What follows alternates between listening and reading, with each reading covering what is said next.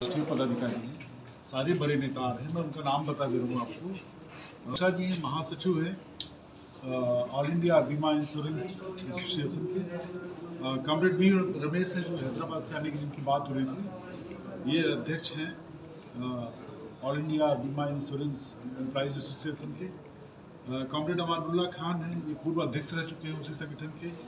Comrade K Venugopal, comrade V S. Ravi, comrade Ashok Tiwari, comrade Harshad Popat, comrade Sanjeev Sharma, Raju Nigam ji आपके बीच में बैठे हैं। कॉमरेड रवि चतुर्वेदी जी और आर.डी. आनंद जी यहाँ हैं। अधिवेशन के बारे में अधिवेशन ये मुझे लगता है कि फैजाबाद के लिए बहुत ही सुंदर अवसर है कि यहाँ इतना महत्वपूर्ण अधिवेशन हो रहा है। और जो भारत की सबसे जुझारू ट्रेड यूनियन संगठन है, जो लगातार राष्ट्रीय अंतर्राष्ट्रीय मसलों पे जिनका अपना एक विचार होता है, उसको बहुत अच्छे से वो उस डिस्कोर्स को लेके चलते हैं और लोगों की समस्याओं को उठाते हैं।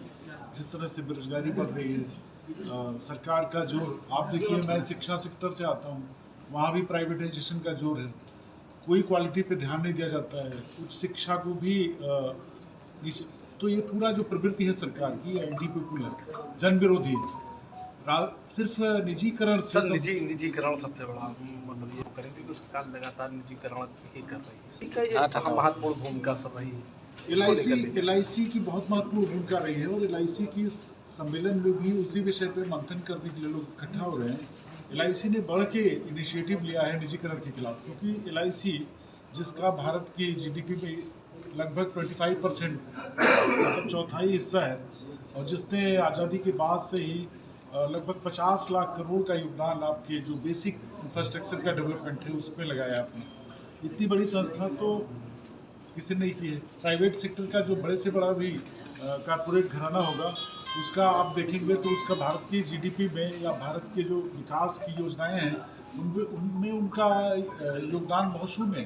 कारपोरेट की जो खुली लूट है, यह सम्मेलन मेरे ख्याल से उसके लिए एक बड़ा संदेश देने वाला साबित हुआ। क्योंकि देखिए जिस तरह से उत्तरोत्तर सरकारें आती गई हैं, सब के सब कारपोरेट परस्त और उनकी नीतियों की समर्थक रही हैं। तो ये जो नीतियां हैं सरकार की जो जन विरोधी है और जिनमें लगातार पब्लिक सेक्टर पे निगाह है, जो भी मुनाफे वाली कंपनी है। और आप देखिए कि कोई भी रिस्पॉन्सिबिलिटी सोशल सिक्योरिटी की ये सरकारें नहीं लेना चाहती। शिक्षा का प्राइवेटाइजेशन कर रहे हैं, वो कह रहे हैं कि भाई आप अपना फंड का जुगाड़ करो। विश्वविद्यालय प्राइवेट खुल रहे हैं, विदेशी विश्वविद्यालयों को कैंपस उपलब्ध कराया जा रहा है। आपके पास जब सेंटर ऑफ एक्सीलेंस हैं, बड़े बड़े यूनिवर्सिटीज़ हैं, बड़े बड़े संस्थान हैं, उनको ना मदद करके आप जो है उसको प्राइवेट के हाथ में दे रहे हैं। तो आप किस तरह से आप देखिए कि नई एजुकेशन पॉलिसी है, किस तरह से उसने पूरी उस शिक्षा को पटरी से उतार दिया। तो ये बहुत ही गंभीर विषय है। ये हमारे आपके भविष्य से, हमारे आने वाली पीढ़ियों के भविष्य से जुड़ा हुआ बहुत गंभीर मुद्दा है। तमाम दुनिया के देश हैं जहाँ स्वास्थ्य और आवास और भोजन और बच्चों की शिक्षा ये फ्री में देते हैं अपने नागरिकों को। हमारे यहाँ कोई सोशल सिक्योरिटी नहीं है। सोशल सिक्योरिटी के नाम पे जो पेंशन था उसको भी खत्म कर दिया गया है। अभी नया उसी को बदल के हमारे यहाँ कहावत है ना कि सत्यार बनिया क्या करे, इसको ठीक हम उसको ठीक करें। तो अभी ओपीएस यूपीएस लेके आए, मतलब अभी एनपीएस था, ओपीएस था, एनपीएस हुआ, फिर वो यूपीएस हो गया। तो ये जो नाम बदल के ठगने की कोशिश होती है, जिसमें कोई भी पॉलिसी चेंज नहीं होता है, चीज़ें वही हैं, उनको नए बोतल में पेश कर दिया जाता है। तो ये जो इसके प्रति इसके खिलाफ जो अवेयरनेस है, लोगों में जागरूकता है, उसको फैलाने के काम इस तरह के जो महाधिवेशन होते हैं करते हैं, जहाँ बहुत सारे लोग जुझारू लोग ट्रेड यूनियन संगठनों से जुड़े लोग वो आते हैं और वो पढ़े लिखे बुद्धिजीवी होते हैं और वो उन चीज़ों को एक्सप्लेन करते हैं, वो अपने तरीके से बताते हैं। तो एक मेरे ख्याल से ये फैजाबाद के लिए बहुत ही ऐतिहासिक घटना है कि इतना बड़ा महाधिवेशन यहाँ हो रहा है। और ये मेरे ख्याल से एक बहुत बड़ा संदेश जो हमारे आसपास की जनता है, हमारे आसपास के ज़िले हैं, कई ज़िलों को, पूरे इस इलाके को एक संदेश देने में सक्षम होगा, जहाँ हम अपने अधिकारों के प्रति। इस अधिवेशन में सर कितनी की संख्या में भीड़ हो जाएगी? इस अधिवेशन में लगभग अभी तक जितने डेलीगेट्स का है मेरे ख्याल से 500 के आसपास हैं। और कल जो रैली में 600 लोग के आसपास रहेंगे और 3 दिन के अधिवेशन में करीब 350-400 लोग रहेंगे। उत्तराखंड में काम करती है, उसके कर्मचारियों का ये 30वां अधिवेशन यहाँ फैजाबाद में हम लोग आयोजित कर रहे हैं।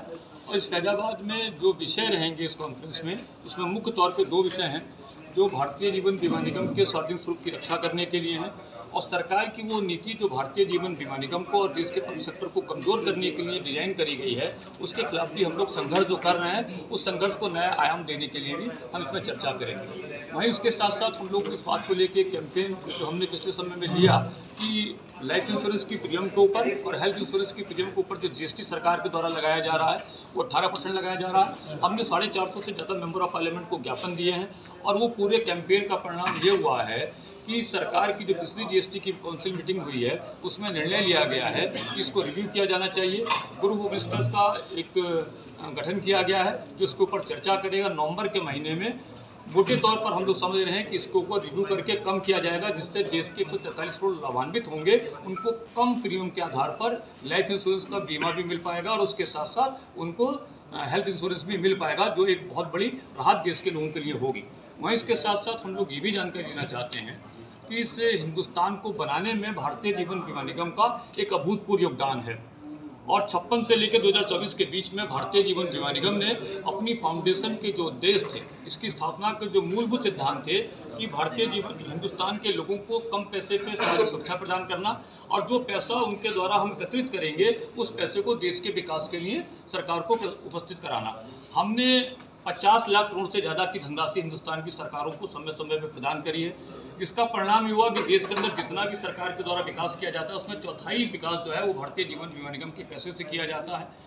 इसके अलावा हमने देश के एक ऐसे देश में जहाँ पर लोगों के पास अपने जीवन यापन के लिए आज भी संकट है, रोजगार नहीं है, सरकार खुद कह रही है कि 80 करोड़ लोगों को हमको अनाज देना पड़ता है। एक ऐसे देश में हमने 30 करोड़ से ज़्यादा लोगों को सामाजिक सुरक्षा प्रदान करी है और उसके साथ साथ हमने इस देश को बनाने के लिए, उनके जीवन को बेहतर बनाने के लिए न केवल पैसे को उपलब्ध कराया है, बल्कि सरकार को जब कभी संकट उत्पन्न हुआ है, किसी भी प्रकार की इकोनॉमिक क्राइसिस में सरकार के सामने संकट उत्पन्न हुआ है, उसमें भी भारतीय जीवन बीमा निगम के द्वारा उनको साधन उपलब्ध कराए गए हैं, उनको फाइनेंशियल सपोर्ट दिया गया है ताकि हिंदुस्तान की सरकार को उससे बाहर निकाला जा सके। वहीं इसके साथ साथ हम लोग इस सम्मेलन में इस बात को लेकर भी चर्चा करेंगे कि इस देश के अंदर बेरोजगारी एक बहुत बड़ी समस्या है और इस बेरोजगारी को दूर करने के लिए न केवल जितने सरकारी पद सेंट्रल गवर्नमेंट में खाली पड़े हुए हैं, स्टेट गवर्नमेंट में खाली पड़े हुए हैं, उनमें भर्ती की जानी चाहिए। भारतीय जीवन बीमा निगम में भी आज की तारीख में एक कर्मचारी के द्वारा 8000 से ज़्यादा पॉलिसियों की सेवा प्रदान की जा रही है। ऐसे समय में जब लोग बाग जल्दी से जल्दी सेवा लेना चाहते हैं, हम चाहते हैं कि 41,000 कर्मचारी जो भारतीय जीवन बीमा निगम में काम कर रहे हैं उसमें कम से कम 5000 साथियों की भर्ती तत्काल होनी चाहिए ताकि पॉलिसी धारकों को और बेहतर सेवा प्रदान की जा सके। वहीं उसके साथ साथ सरकार के द्वारा जितने भी पब्लिक सेक्टर है उनको विनिवेश करके उनको कमजोर करने का जो काम किया जा रहा है, उसको लेकर भी देश के पैमाने पर एक बड़ा आंदोलन तैयार करने की रणनीति हम लोग तैयार करना चाहते हैं।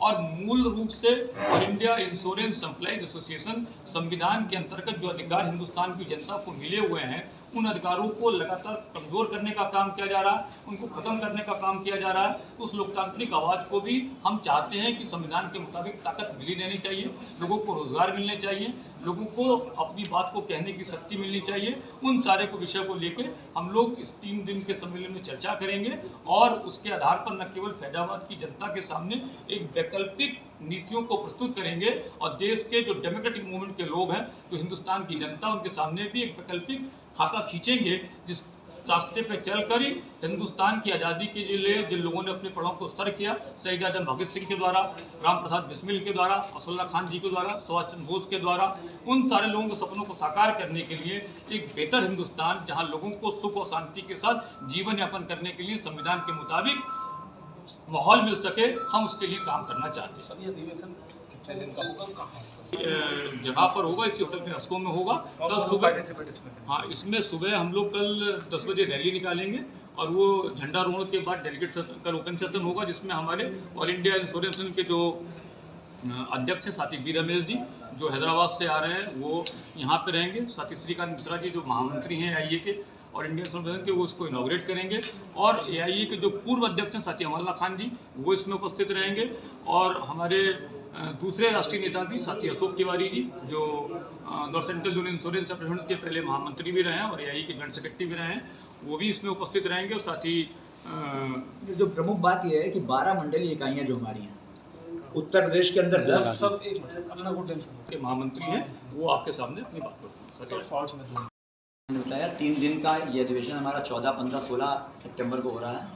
पूरे उत्तर प्रदेश के 10 मंडलीय इकाइयों से और उत्तराखंड की 2 मंडलीय इकाइयों से कुल 12 मंडलीय इकाइयों से लगभग 300 से 350 डेलीगेट ऑब्जर्वर 3 दिन देश के सामने, समाज के सामने, LIC के सामने जो चुनौतियां हैं उन पर चर्चा करेंगे और सरकार की जो नीतियां पब्लिक सेक्टर के खिलाफ हैं, रोजगार के खिलाफ हैं, सरकार की वो नीतियां जो लोगों को बांट रही हैं उनके खिलाफ हम मंथन करेंगे, चर्चा करेंगे कैसे उन नीतियों को परास्त कर पाए, कैसे उन नीतियों को पीछे ढकेल पाए और उसमें आप सब साथियों का हम लोग को सहयोग चाहिए। सब जैसे कि सबने बताया संख्या कितनी हो जाएगी बीमा सम्मेलन पॉलिसी सर जो है उसमें चाहे तो हेल्थ से लेकर के हो या गाड़ी का यही हमने LIC के विनिवेश का विरोध किया था, क्योंकि LIC के जब शेयर मार्केट में शेयर आएंगे तो पॉलिसी होल्डर का नुकसान होगा, शेयर होल्डर का फायदा होगा। साथ ही साथ हम बराबर सरकार से कह रहे हैं कि इस पर GST नहीं लगनी चाहिए।